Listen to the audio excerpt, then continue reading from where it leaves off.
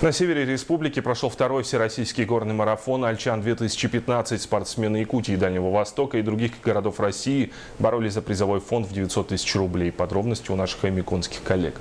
Старт и финиш марафона на самой высокой точке Альчанского перевала. Высота 1200 метров над уровнем моря. Длина его в прошлом году было 34 где-то километров, а в этом году уже все-таки классическая дистанция 42 километра.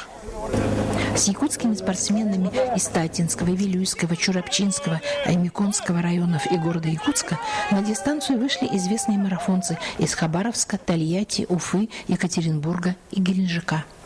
Единственная девушка, Лидия Томская из Вилюйского Улуса, покорила всех своим упорством. А вообще у вас есть опыт участия в горных марафонах? Нет, у меня даже нет опыта участия в обычном марафоне.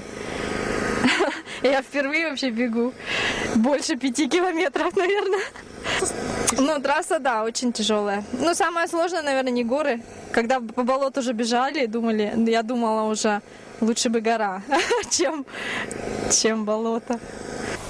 Преодолев все горные спуски и подъемы, мари, болота и полноводные после недавних дождей ручьи, за 4 часа 42 минуты первым на финиш вышел семикратный чемпион России, первый призер прошлогоднего марафона Андрей Сафронов, город Уфа.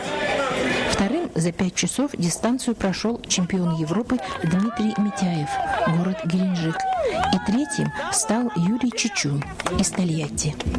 Светлана Поцелуева, Павел Комин, НВК Саха, Уснера.